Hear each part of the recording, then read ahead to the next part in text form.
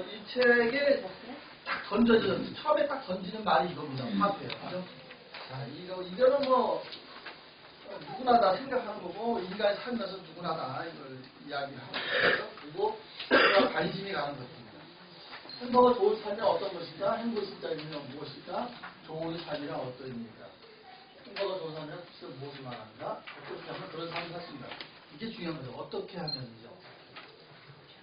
무엇이 아니에요. 사람은 무엇이라는 말을 쓰면 안 된다. 어떻게 하는 거죠. 자, 그래서 요 책이 화두를 이렇게 던져놓고 시작을 해요. 그래서 들어가면 들어가서 이제 사람을 점점 빠져들게 만듭니다. 그 문장 속에서 답을 다 주고 있어요. 그래서 우리는 1장은 이렇게 구성이 있습니다. 1장은 이렇게 어떻게 우리 삶이 바뀔까 해서 이렇게 세 가지로 있고, 그 중에서 오늘 내 인생을 바꿀 기막힌 여정에 대해서 했습니다. 왜냐면 우리는 우리의 여정을 한 번쯤은 어떻게 갈 것인가를 곰곰이 고민을 해봐야 되거든요.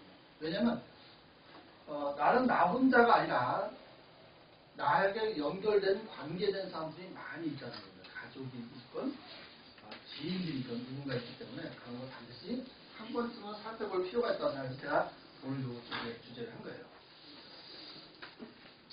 그래서 이 참 기가 막힌 문장을 이 문장은 반드시 기억을 하셔야 됩니다. 이거는 지금 14페이지하고 30페이지 두 군데에 같이 나와 있어서 인간이 아무리 이기적인 존재를 할지라도 필요가 되는 것들은 사람 본성이 있다라는 거예요. 과연 그러면 왜 그런 게 이거 있을까 하는 게 여기 이제 갈수록 궁금증을 자아내는 거예요. 그래서 인간은 다른 사람이 운명 같은 데도 관심을 갖는 거예요. 또 다시 얘기 아무리 일이 없더라도 다른 사람이 뭐에 문제를 말하기도 합니다. 이거 정말 기가 막힌 문장 아닙니까? 여러분 이것이 내 안에 이따가 이제 제가 보여주는 걸 보면 아마 깜짝 놀라실 거예요. 저는 이걸 보면서 야 어떻게 이렇게 참 이런 책이 있을까 할 정도로 놀랐어요. 자, 그럼 2장은 이렇게 보면 됐어요. 나에게 질문하는 시간 해가지고 이렇게 네 가지를 패턴을 나눠주는데 가장 중요한 건 여기서 보니까 새끼손가락 때 수만 명의 목숨하고 그 다음에 공정의 나를 관찰하는 사람이 있다. 요게 중요한 것은 제가 그 중에서 공정의 나를 관찰하는 사람이 있다. 과연 누가 나를 관찰하는가? 나인가 아니면 또 다른 절대자인가? 이게 중요한 거죠. 저 같은 경우는 이제 저희 어머니입니다. 15살 때. 어쩌면 그때 인생이 완전히 바뀌기 시작했습니다. 제가 공장 생활 했잖아요. 그때는 아시다시피 그때 70년 초니까 전기가 잘 나왔어요. 공장에 전기가 나가면 그냥 딱 다 이제 올수더래요. 그래서 전기 나가면은 가불을 해줍니다.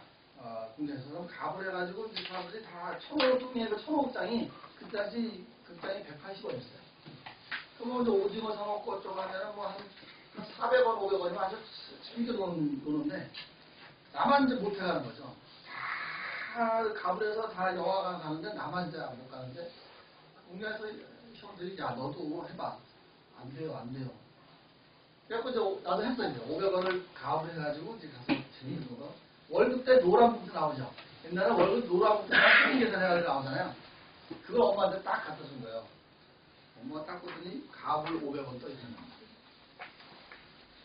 야, 여기다 커가지고. 근데 숨이 그냥 딱 멎었어요. 그냥 빨래방망이 있어 삼각 빨래방망이. 그걸로 등짝을 그냥 내리쳐가지고 거꾸로 주면서 이게 숨이 순간 딱 멎은 거예요. 그래가지고 같이 빨래하던 그 우물에 빨래하던 그 여자분들이 깜짝 놀라가지고 또 때리려는 걸 막 말려가지고 도망가는 거예요. 그 뒤로 10원짜리 하나도 제가 그걸 가불도 안 했지만 10원짜리 하나도 헛된 거를 내가 하지 않았어요. 그때 인생이 완전히 바뀌는 거예요. 그래서 내가 그래서 내 집에 같이 1번이 뭐냐면 어머니라고. 선을 걸어놓고 그 선에서 어머니라는 선에서 뭐 우리 어머니 우리 김정은 선생님 받고 저기 김동선 원장님 받고 차연희 선생님 받지만은 88인데 지금 계란 장사 하시잖아요. 오늘 먹은 계란이에요. 어머니 계란이에요. 엄마 그 계란이야. 오늘 가서 해야 되니까 고생했어요. 집에 와서 65판을 팔아줘서 65판을 팔아줘서 우리 어머니 되게 좋아하시더라고. 계란이 얼마나 잘하는지. 야, 내가 한 판 50판 쳤는데 왜 난 자꾸 들줬다고 그러는 거야? 계산도 정확하더라고. 더하기 빼기는 안 했는데 돈만 갖다는 금방. 저 더하기 빼기잖아요. 이게 얼마나 빠른지 계산기가 없어요. 이게 해가지고 힘에는 안 걸겠다. 저는 이제 관찰자가 그 어머니. 그래서 어머니 그때부터 이제 제가 나는 나를 사랑한다가 첫 번째고 두 번째 집에 가치가 어머니. 어쨌든 누구나 다 그런 삶을 살면서 나를 관찰하는 사람이 반드시 있어요. 그걸 통해서 우리는 늘 조심하고 그렇죠. 겸손하는 마음을 가지고 감사하는 마음을 가져야 된다고 생각합니다. 그래서 먼저 이게 공정하게 나를 관찰하는 사람이 있다를 먼저 보고 굉장히 중요한 것이 이제 있기 때문에 아까 1번을 나중에 할 거예요. 제가 그거가 굉장히 중요하기 때문에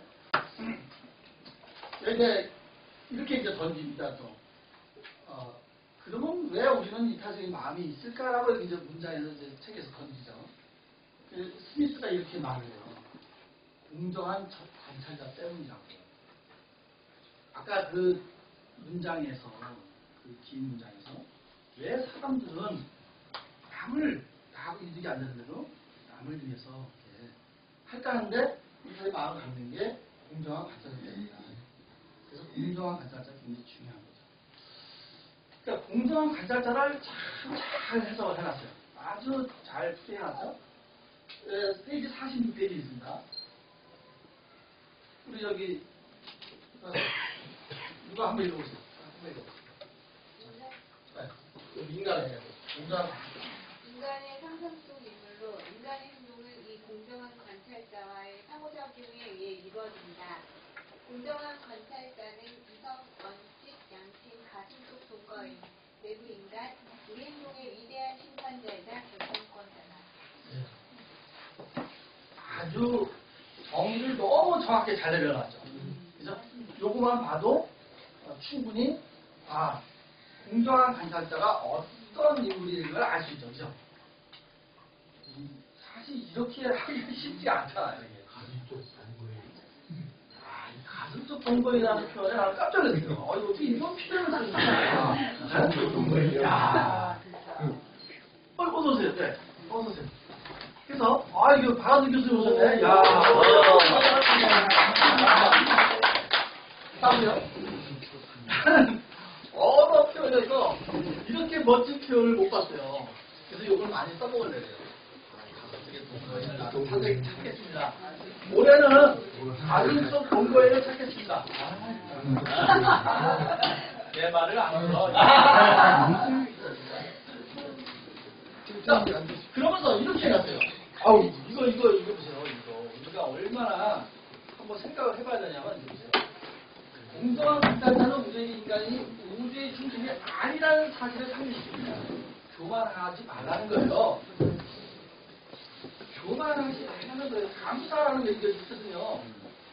늘 우리는 교만하거든요. 내가 모든 게 다라고 생각하고 굳이 교만하지 말고 감사하는 거예요. 내가 나보다 더 중요한 존재가 아니라는 사실을 떠올리면 다른 사람들에게 더 친절할 수 있다. 가슴 설레는 말들입니다. 이게 사실.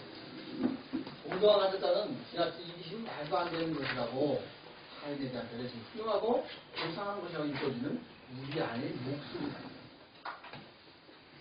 우리 안의 목소리를 또 들려주시는 분이 또 좀 박완승 교수님이세요. 이거 책 아시죠? 그 책. 정말 이러한 문장을 보면서 가슴이 안 떨리거나 그러면 그건 또 사람이 좀 아닌 것 같아요.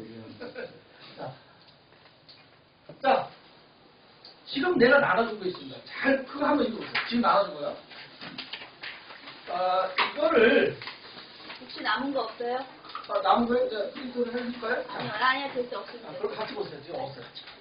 23장, 24장 하는 것 같은데 보시라고요. 많이 있네. 자, 새끼 손가락 때 수만 명의 목숨. 이 책이 2장에서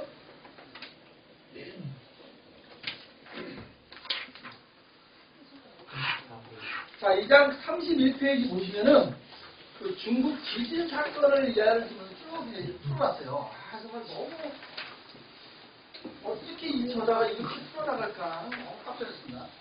그래서 도덕이란 무엇인가에 대해서 우리는 곰곰이 생각을 해봐야 돼요. 정말 여기서 굉장히 중요하게 나오거든요.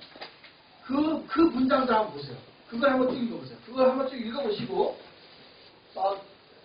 자, 첫 번째 질문이 이거예요. 그렇다면 우리가 보기에 인사세 주의 도덕적인 사람인가 아니면 비도덕적인 사람인가? 그가 속이지 않을 때 도덕적일까? 그에 대한 어떤 결과를 연결되는 것을 피하고자 해서 비도덕적일까? 이게 질문이에요. 이 질문은 칸트가 많이 쓰던 겁니다. 그래서 칸트 하면은 도덕에 대해서 굉장한 책을 많이 썼죠. 순수이성 비판서부터 실천이성 비판까지 해서 굉장히 도덕에 대해서 굉장히 많이 썼어요. 그래서 내가 요 예를 사실 많이들 강의할 때 쓰기 때문에 제가 요거 가지고 오늘 한번 질문을 던져보고 이것이 무엇을 의미하는가를 여러분들 안에서 무엇을 의미하는가를 내가 가르쳐드리기 위해서 이걸 한 거예요. 자, 다 읽어보셨어요? 자, 읽어봤는데 가게 주인이 어떤 사람인 것 같아요? 도덕적인 사람. 도덕적인 사람. 또. 도덕적이지 않은 사람. 도덕적인 사람이 나오죠. 아니, 그럴 수 있는 이중적인 것이 있는 것 같은데, 그런 생각을 했다는 것 자체가 어떻게 보면 비도덕적인 것이 있어서. 그럴 수 있죠. 네, 이게 왜 중요한지 제가 좀 이따 말씀드릴게요. 스미스의 도덕 감정론의 책이 얼마나 좋은 책이라는 것을 요걸만 보면 알 수가 있는 겁니다. 그래서 자, 그러면 아래 인물 2명. 자, 과학자와 똑같은 청년인데 과학자와 청년, 순수한 그냥 평범한 청년. 그거 누가 더 똑똑일까? 이 화두를 던지는 겁니다. 이거 가지고 토론을 시키면요 한도 끝도 없어요.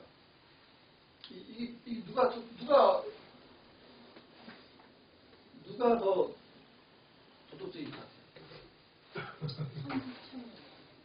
순수 청년? 왜 이유? 사람은 선택에 생각할 겨를이 없이 그 사람의 본능에서 나타나는 도덕이고, 이 사람 첫 번째 사람은 돈을 벌 목적이기 때문에 그것이 큰 꿈을 갖고는 있지만 돈이라는 가치를 추구하는 과정 속에서는 혹시 거기에 비도덕적인 어떤 부분을 타협할 수밖에 없는 그런 경과가 있을 수 있어요. 기가 막힌 멋진 해석이죠? 정말 멋진 해석 아니에요? 진짜 멋진 해석인데 네. 주워버리면 다 그냥 소용이에요. 가정 없는 것 같아요. 이게 도덕 감정론에서 얘기하는 그 도덕이에요.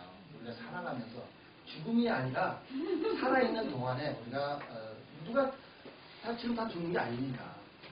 그래서 어쩌면 해석을 지금 참 잘하셨죠. 자, 이 칸트는 결과주의자예요, 동기주의자예요. 동기주의자예요. 결과주의자가 아니에요. 가게 주인이 그 마음속에 무엇을 먹었어요? 나쁜 마음을 먹었잖아요. 그래서 동기가 잘못된 거예요. 결과는 없었다고 생각하는 거예요. 이미 그 사람 마음속에는 이미 그런 마음을 먹기 때문에 비도덕적이라고 보는 거예요. 자, 조경희 이사님이 금방 설명했듯이 두 번째는 과학자도 정말 인류에 좋은 일을 했지만 칸트가 볼 때 도덕은 평범한 청년이 진짜 도덕이라는 거죠. 정말 아무런 목적이 없이 대가 없이 우리 시합에서 옛날에 러셀의 행복의 정복에 대해서 독서 토론할 때 그때 러셀이 뭐라 했어요? 어떤 아이가 물에 빠져서 허우적거리는데 구해주는데 그거를 어떤 보상을 바라거나 어떤 목적을 가지면 아예 죽게 놔두라. 그렇게 이야기를 했습니다. 그게 바로 뭐냐면 그 내용들이 일단 답이 나와요. 그게 무엇을 말하는지. 그게 바로 뭐냐면 결과보다는 안에 있는 동기. 도덕은 그 안에 있는 동기가 더 중요한 겁니다. 결과가 중요한 게 아니에요. 무슨 말이죠? 그래서 칸트는 이 이야기를 통해서 많은 사람들에게 이해를 시켜가는 겁니다. 자기의 순수 이성 비판과 실전 비판을 하면서 사람들이 이해를 못하는 도덕 이야기를 이런 걸 통해서 이해를 시켜나가는 거예요. 공리주의는 어떻게 됐어요?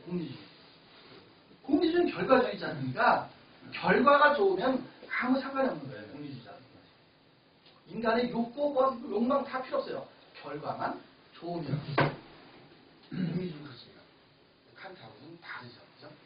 그래서 어쨌든 사실 수준도 상당히 높아요. 이렇게 보니까. 대단하네. 자, 요 지금 책 내가 31페이지, 39페이지까지 중요하다고 해놨잖아요. 지금 여기서 예를 스미스가 이렇게 들어갔어요. 스미스, 이제 이 저자가 예를 중국 지진을 예를 들어갔죠. 31페이지부터. 스미스는 모르는 수만 명이 죽었다는 사실보다 내 새끼 손가락 하나가 없어진다는 사실 그게 상심하는 우리 인간이라고 지적했어요. 그는 자신의 감정과 의견을 적절하게 표출하고 난 뒤 그런 끔찍한 사건이 언제 일어나냐는 듯 아주 편안하게 단순하던 일을 하거나 놀라거나 휴식을 취한 뒤 본인이 잠겼다. 자, 보세요. 지금 31페이지부터 보면은 얘를 중국 뉴스에 대해서 지진이 일어나서 끔찍한 사건을 벌어져요. 아마 수많은 명이 죽었어요. 그래서 소식을 듣고 정말 너무 안타깝다고 생각하지만 이내 나는 그걸 잊어버리고 내 일에 몰두를 하죠. 그죠? 그러면서 여기서 새끼손가락 때 수만 명의 목숨 해가지고 여기서 아주 비유를 굉장히 잘 해놔요. 여기 보시면 35페이지 보시면 35페이지 가운데 하지만 이런 것들은 순식간에 사라지고 만다. 35페이지 누가 좀 읽어보세요. 35페이지 보기 될 거. 순식간에 사라지고 만다 한번 읽어보세요. 큰 소리로. 그는 자신의 감정과 의견을 적절하게 표출하고 난 뒤 그런 끔찍한 사건이 언제 일어났냐는 듯 아주 편안하게 다시 하던 일을 하거나 놀거나 휴식을 취한 뒤 곤히 잠들 것이다. 자, 우리 인간은 하나 이렇습니다. 혹시 이거를 뭐라고 표현하는지 혹시 아시는 분 있어요? 뭐? 내 남의 곱불보다 내 감기가 더 내 마음을 알다니. 부를 수도 있겠죠. 네, 맞아요. 그것도 뭐 대충 맞는 거죠. 혹시 장난의 망각의 동물이다. 망각의 동물이다. 혹시 이 글을 보면서 혹시 이거를 혹시라도 공부를 했거나 보신 분이 없나요? 자기 이기심. 자기 이심. 사실 여러분 이 책이 놀라운 게 뭐냐면 제가 이 장을 보면서 가슴이 막 뛰고 막 얼굴이 내가 막 이 서점에서 어쩔 줄을 몰랐었어요. 이 책을 보면서. 뭐냐면 지금 이 내용은 내 안의 도덕률이라는 거예요. 여러분 내 안의 도덕률이 문화인류학에 나오는 거거든요.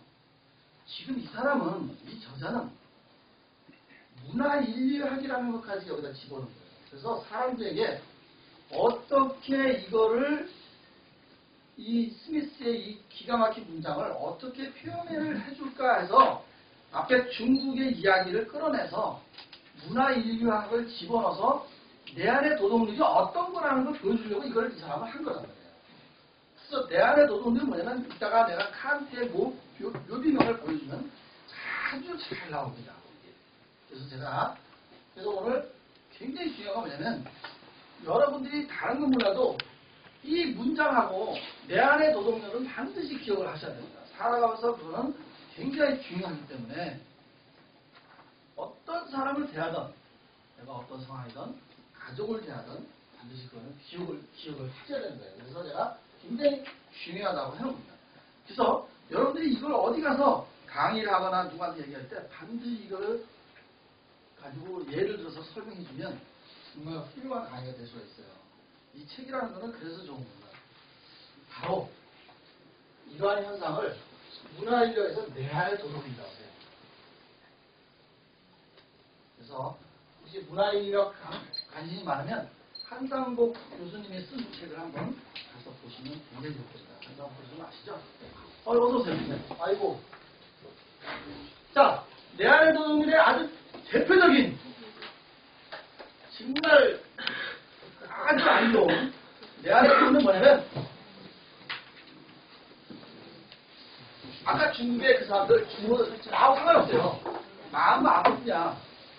근데 만약에 거기에 내 자녀가 있다면 어떻게 되겠어요? 난리 나는 거죠. 세월호 사건에서 김무성이나 박근혜 대통령이 자녀들이 관계된 사람들이 만약에 사망했다면 어떻게 되겠어요? 끝까지 파헤쳤죠. 이미 끝났습니다. 파헤친 게 아니라 벌써 끝났죠. 파헤친 게. 그죠? 그게 바로 내 안의 도둑이에요. 나하고는 상관이 없어요. 아까 내 손가락 아픈 것도 중요하지 수만 명이 죽는 게 더 중요한 게 아니라서요. 십자군 전쟁, 올바른 전쟁이에요. 이거는 있을 수도 없는 전쟁이에요. 예루살렘의 이슬람 교도들이 정복해서 그거를 유대교하고 이슬람 교도를 치기 위해서 이때 피가 발목까지 흘러내려 사람이 다니는 발목까지 피가 흘러다녔어요.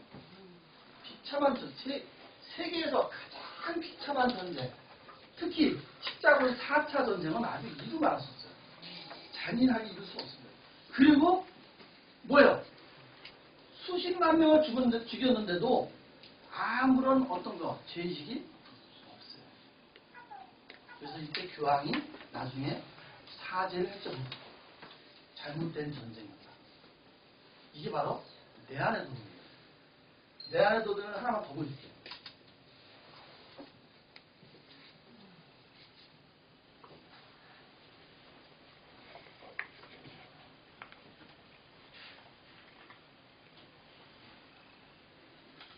두 번째는 학생들이 직접 선생님을 때리고 그런 동영상에 공개되면서 또한번 우리 모두가 결정에 빠졌는데 이런 참사가 이거는 학교 측도 별일이 아니라 별일이 아니고 처벌하지 않는다. 어느 같은 교사도 결과대하면서 학생들의 처벌을 원치 않는다고 하셨습니다. 이런 학교와 교사의 반응이 어쩌면 더 충격적인데 도대체 왜? 두 번째, 박상현 기자입니다. 수업 중 학생들로부터 공면을 당한 기간제 교사 A씨. 욕설과 폭행을 당했는데도 K 교사는 어린 제자들을 감쌉니다. 우발적인 행동이라 처벌을 원치 않는다는 겁니다.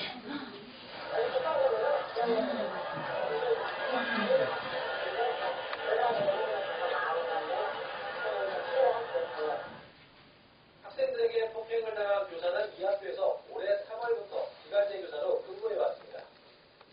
미국에서 기간제 교사에 나간 교사는 이 학교에서 올해 3월부터 기간제 교사로 근무해 왔습니다.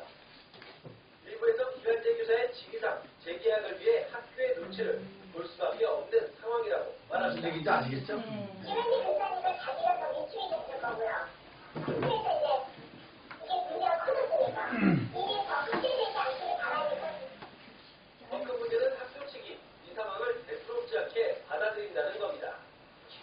사건의 심각성을 묻는 취재진의 질문에 학생들의 장난이었다고 해명합니다.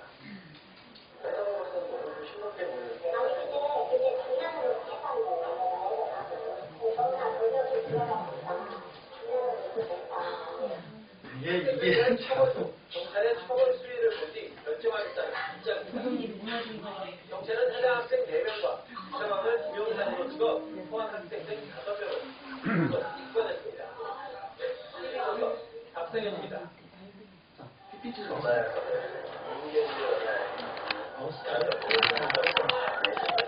그 뒤에도 내 안에 또 나오네. 아, PPT. 귀향이라는 영화. 시작. 아니. 저건 아베한테 해줄 영화인데 저거.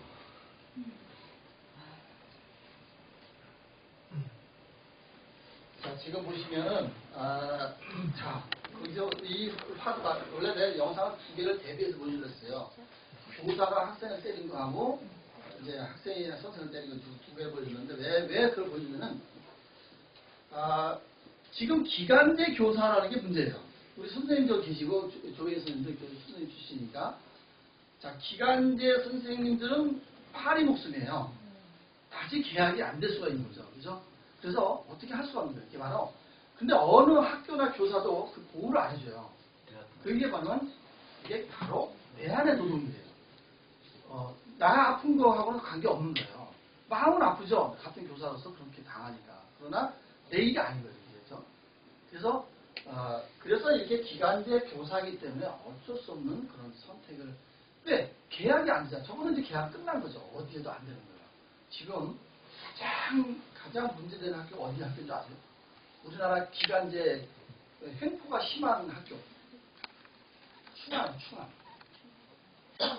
네, 충암은 45%가 기간제 교사예요. 아주 거긴 대표적으로 있잖아요. 횡포가 심한 데가. 아주 거기는 악나라에 이를 데가 없는 학교가 얼마나 있는 거예요. 찾아보시면. 여기 충암 출신인데? 중학교. 네, 죄송해요. 네. 대학교 김기가 이사가 된 데가 어디죠? 거기가? 자, 지금 현재 사립학교는 기간제 교사들이 한 30-40%를 차지합니다. 싼 임금으로 쓰고 있죠. 아무런 힘이 없어요. 근데 그런 선생님들한테 무슨 도덕을 우리가 또 기대하겠냐고. 그러니까 자기도 도덕이 없어요. 그래요, 맞아요. 그래서 내 안에 도덕이라는 게, 그래서 이제 그 칸트의 묘비를 보면 잘 나오죠. 그래서 우리는 이러한 것들을 통해서 우리는 어떻게 그러면 내 안의 도덕률을 어떻게 할 것인가를 안 보내고 신학으로 보내야지. 이 십자군 전쟁도 마찬가지 전쟁이라서. 그래서 이게 사타 전쟁은 뭐냐면 또 딜을 해요. 이제 이슬람교를 쳐야 되는데 이제 헝가리에 이제 기독교인을 칩니다. 기독교인이 기독교를 이제 작살을 내는 거예요. 완전히 무자비하게 죽여버려요. 다. 정치 논리로 인해서 있을 수 없는 일을 저지른 거예요. 끔찍합니다. 이 기독교 역사가 너무 끔찍해요. 그래서 기간제 선생이 빗자루 폭행 사건, 이건 아주 대표적인 사건이고요. 자, 칸트의 묘비명이 이렇게 있습니다. 자, 우리 김동건 원장님, 이거 크게 하고 읽어보세요. 생각하면 할수록, 날이 가면 갈수록 내 가슴을 놀라움과 존경심으로 가득 채워주는 두 가지가 있다. 그것은 밤하늘에 반짝이는 별과 내 안의 도둑입니다. 야, 칸트가 묘비명에다가 묘비명 이 내용이 이 내용이에요. 네? 너무 멋있지 않아요? 여러분들은 이 내 안에서 나를 만드는 것들, 이 책이 얼마나 훌륭한 책인지 아시겠죠? 네. 자, 정말 어떻게 보면은 사실 여러분들은 이 이른 시간에 명절을 앞둔 연휴에 신하우리 사실 여기에 7시까지 모이려면 최백년 선생님하고 문지연 선생님 5시부터 움직여야 거기 좀 오죠. 나도. 전라도가 홍보 대산지요. 홍보 대산지. 어쨌든 이분들이 그 격이 뭐냐면 내 안의 도덕률을 잘 간직하고 가려고 하는 사람들이 보고 있습니다.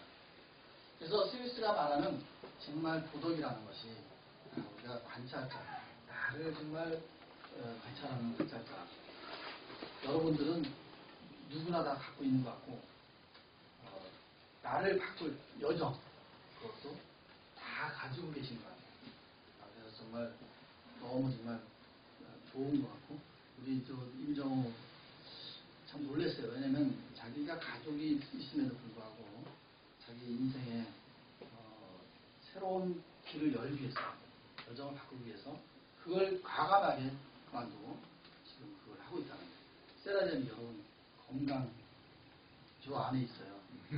찾아놨으니까 체험도 해보시고 집에 저도 한번 해보니까 허리가 정말 아파서 막 서있지 못해서요. 전철에서 요즘 한전보다 자전거보다 서있어 자리부터 찾아요. 자리부터.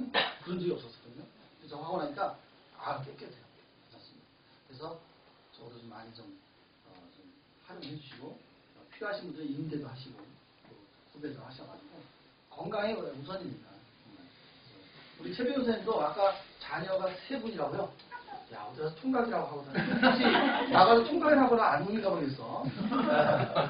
그래서 저분도 다니던 직장을 과감하게 이거 미래를 위해서. 여러분 내가 한 분만 예를 들어 끝낼게요. 김병환 작가 아시죠? 김병환 작가. 김병환 작가는 삼성에 다니는데 이건희 회장이 강의를 통해서 마누라와 자신만 바꾸지 말고 모든 걸 다 바꿔라. 미래 10년 뒤에 자신의 모습을 봐라. 근데 그 사람이 35살인가 37살에 10년 뒤에 자기 모습을 보니까 삼성에서 잘려있다는 거예요. 예. 아니면 뭐 다운 뭐 부장이나 뭐 있다는 거죠. 그래서 그래서 공원에 앉아가지고 고민하다가 모든 보험 적금을 다 정리를 하고 부인한테 갑자기 그걸 다 주고 삼성을 그만둡니다. 그리고 수원에서 사는데 그 삼성 그 공장에서 사는데 아무도 모르는 부산으로 가자.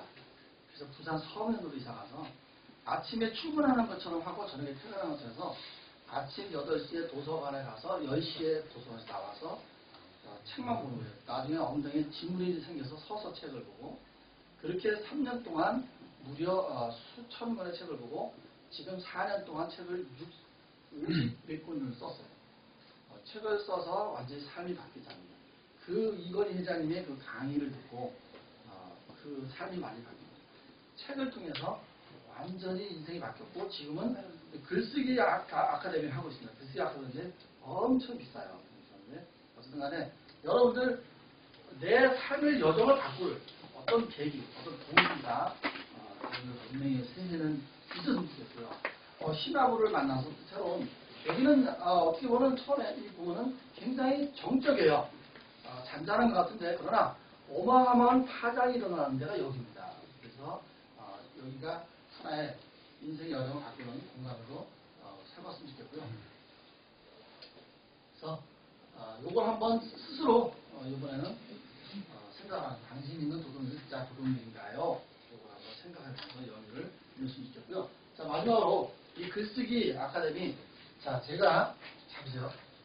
내가 만약에 장사하는 사람이면 이런 분들을 모셔가지고 130만 원을 받지 않아요. 왜냐하면 저는 이분들한테 돈을 다 줘야 되잖아요. 그리고 이분들이 정말 그냥 가르치는 사람들이 아니에요. 그리고 이분들은 이미 책을 통해서 삶이 바뀌고 책을 통해서 돈도 많이 벌으신 분들이잖아요. 그래서 이분들하고 같이 글쓰기를 한다는 거예요. 책을 쓰고 오랜 책을 반드시 내셔야 돼요. 그래서 그 더군다나 이건 뭐냐면 내 책이 나올 때까지 구성에서부터 모든 걸 다 봐줘요. 글을 써오면 그 글 하나하나도 뭐가 잘 됐는지 잘못됐는지를 고쳐줍니다. 수정해서요. 그래서 보다 수납으로 식구들은 제가 10% 할인을 해주잖아요. 이거 뭐 미친 짓 하고 있는 거예요. 뭐 때문에 뭐나. 그래서 그런데 워크숍 때 강사분이 또 있어요. 워크숍 때 또 새로운 강사분이 왜 글쓰기는 철저하게 윤리고 인성이거든요. 글쓰기는 아주 철저하게 윤리고 인성입니다. 그래서 걸어다니는 윤리와 인성 박한선 교수님이 또 워크숍 때 강의를 해주실 거예요. 내가 정한 겁니다. 저분이 정한 게 아니에요. 교수님 맞죠? 해주실 거예요.